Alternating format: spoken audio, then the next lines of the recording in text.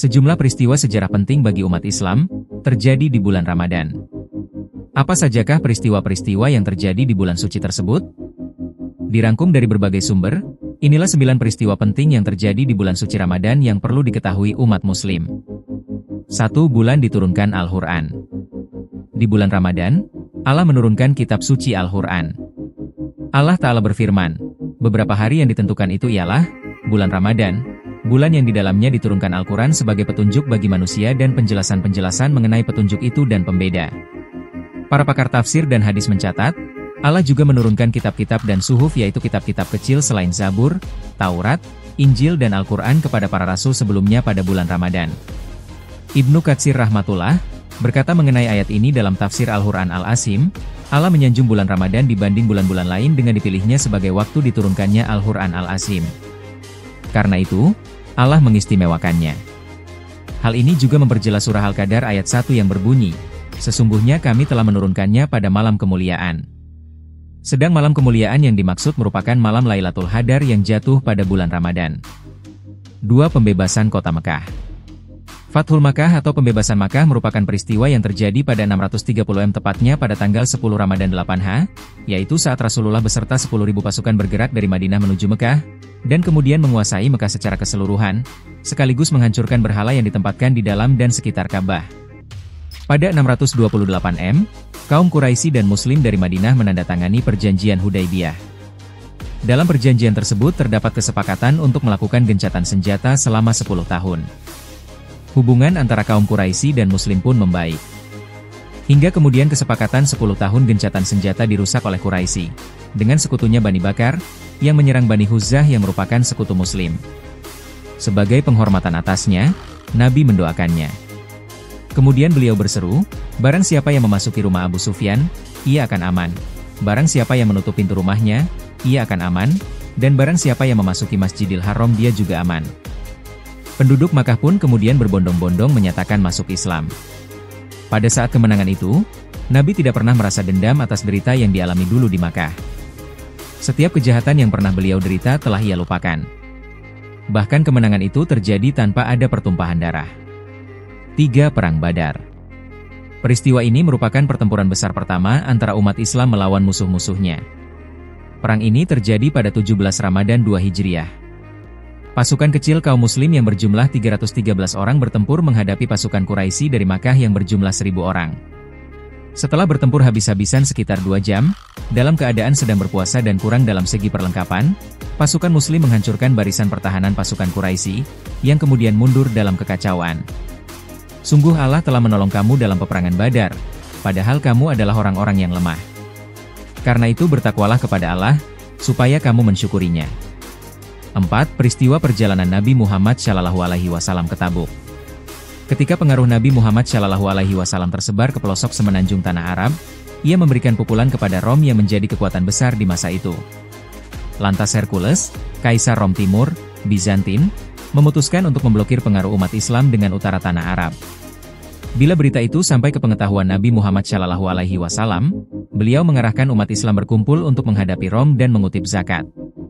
Pada waktu itu tanah Arab dilanda panas dan kesusahan. Iman umat Islam saat itu benar-benar teruji. Namun, mereka tetap taat kepada perintah Nabi Muhammad SAW. Beliau sendiri memimpin tentara sebanyak 30.000 anggota ke utara Madinah. Bila tentara Islam tiba di Tabuk, tentara Rom tidak berada di situ. Sebaliknya Rom menarik diri saat mengetahui serangan pasukan Nabi Muhammad SAW yang banyak. Tentara Islam terus mengasak Rom sehingga termeterai perjanjian antara Islam dan Rom.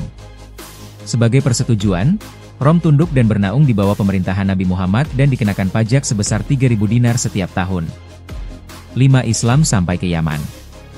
Yaman terletak di selatan semenanjung tanah Arab. Nabi Muhammad mengutus Ali bin Abi Thalib dengan membawa surat beliau untuk penduduk Yaman khususnya suku Hamdan. Dalam periode 1 hari, semua mereka memeluk agama Islam secara aman. Peristiwa bersejarah itu terjadi pada bulan Ramadan tahun ke-10 Hijrah. 6. Khalid bin Walid meruntuhkan berhala Al-Uzza. Setelah umat Islam membebaskan kota Makkah, Nabi Muhammad SAW menyucikannya dengan memusnahkan 360 patung di sekeliling Ka'bah. 5 hari sebelum berakhirnya Ramadan tahun ke-9 Hijrah, ia mengirim Khalid Al-Walid untuk memusnahkan patung Al-Uzza di Nakhla. Menurut kepercayaan Arab Jahiliyah, Al-Uzza adalah patung dewi terbesar di situ. Ia sering disebut oleh masyarakat Arab saat melafalkan sumpah. Khalid Al-Walid melaksanakan tugas itu dengan bergerak menuju ke Nakhla lalu menghancurkan patung Al-Uzza. Setelah itu, penyembahan patung pun berakhir. 7. Penyerahan kota Taif. Kota Taif pernah mencatat sejarah ketika penduduknya mengusir Nabi Muhammad SAW saat berdakwah di sana. Setelah beliau dan umat Islam berhasil membebaskan Makkah, kaum Bani Thaqif bersikeras tidak mau tunduk kepada Nabi Muhammad SAW. Nabi Muhammad SAW dan tentara Islam ke Taif lalu mengepungnya dalam waktu lama. Akhirnya rombongan mereka datang ke Makkah di bulan Ramadan tahun ke-9 Hijrah dengan menyerahkan kota Taif sebagai tanda menyerah. Patung Al-La'ata yang dipuja sebelum ini dimusnahkan. 8. Pembebasan Andalusia, Spanyol.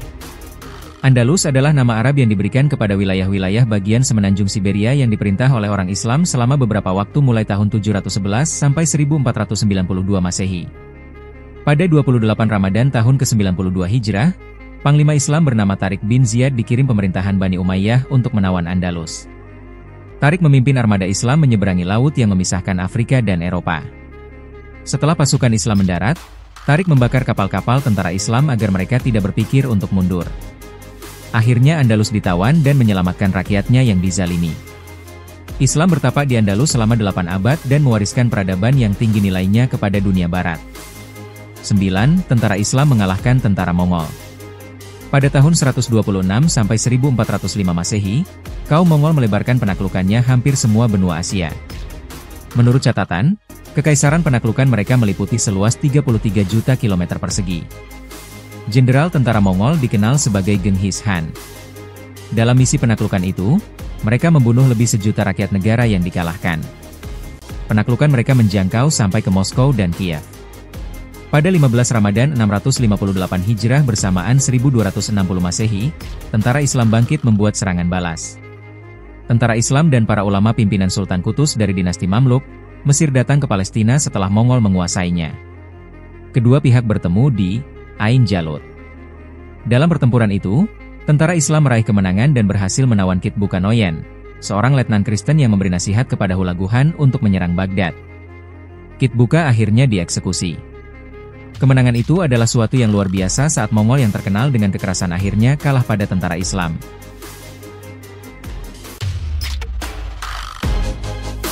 Terima kasih sudah menonton, jangan lupa like, subscribe dan share ya.